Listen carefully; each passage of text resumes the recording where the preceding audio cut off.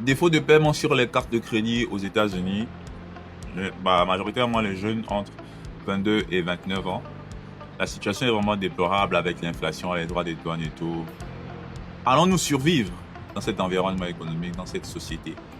Il y a également le Gabon qui participe au challenge de gestion de portefeuille destiné aux étudiants de la zone UMOA et CEMAC. Nous allons aborder cela dans la suite de la vidéo et générique. Gluttony was too attractive, reincarnated.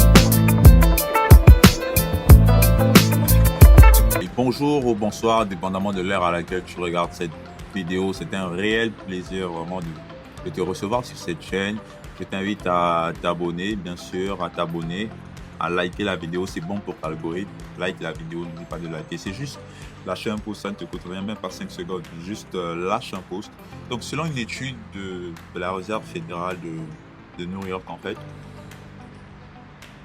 la plus grande partie de la population américaine qui accuse des défauts de paiement sur leur carte de crédit aujourd'hui sont des jeunes entre 22 et 29 ans. C'est quand même grave, c'est quand même grave.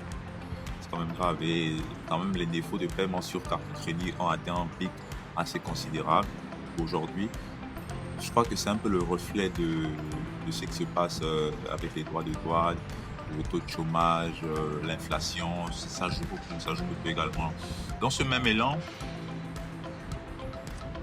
il y a une étude également qui montre que en ce moment, on remarque vraiment un pic dans les défauts de paiement sur les prêts hypothécaires et les prêts étudiants.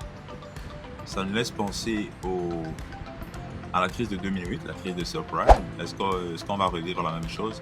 Mais du moins, le secteur du logement donne émet des signaux alarmants. C'est quand même des signaux alarmants parce que c'est un pic qui n'avait jamais atteint depuis 2009.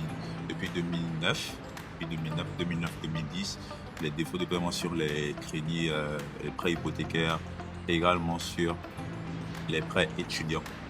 Parce que c'est quand même grave. C'est quand même grave parce que si, en tant qu'étudiant, ayant contracté un prêt étudiant pour aller à l'université, après avoir terminé mes études, je n'ai pas la possibilité de pouvoir rembourser mon prêt, moi, mes échéances, honorer mes échéances. C'est quand même alarmant. Ça veut dire que, du moins, soit le salaire ne suit pas, soit c'est compliqué de s'en sortir, hein, parce que là, ça veut dire que tu t'en sors pas normalement. C'est le loyer, l'épicerie, les loisirs, et tout ce qui va avec à côté, c'est compliqué. Et comment les mois à venir vont se passer, ça s'annonce un peu mal. Dans le même temps, la Fed elle a maintenu ses taux. Par contre, dans le reste du monde, la plupart des banques centrales ont baissé leur taux directeur. On attend septembre, la plupart des investisseurs et des économistes s'attendent à une baisse des taux de la Fed, la Réserve fédérale en septembre.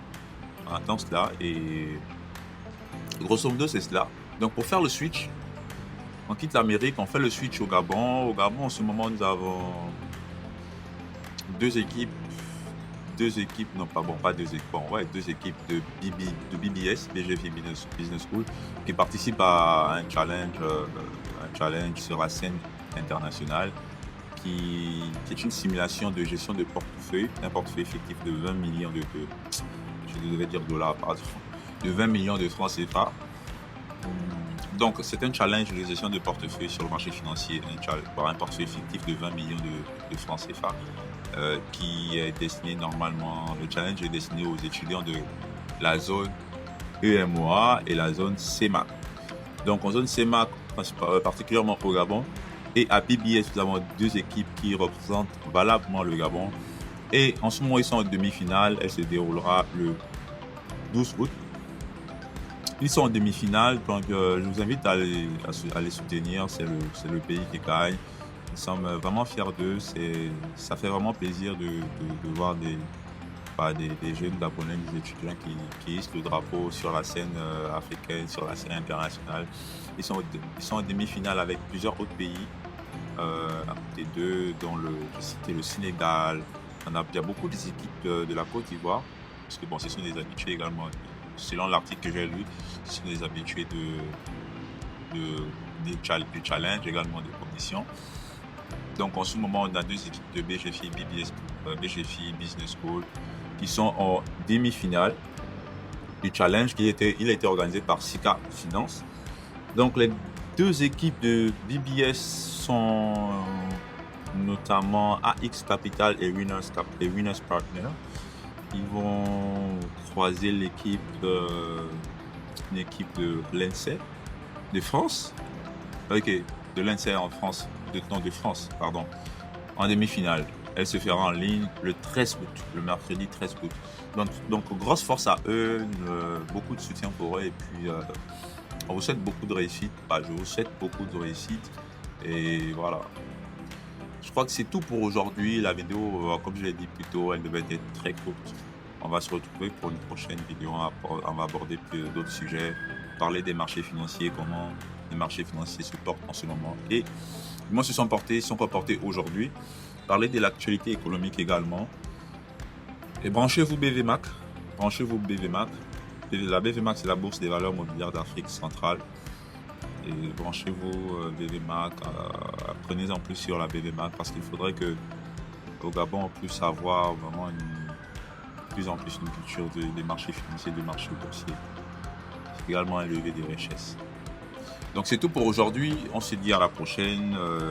Si cette vidéo t'a plu, commente-la, like et partage-la autour de toi et laisse-moi savoir ce que tu en penses dans les commentaires. C'était Bright, Have to Grow et on se dit à la prochaine. N'oublie pas, boire de l'eau et faire du sport, c'est bon pour la santé. Peace.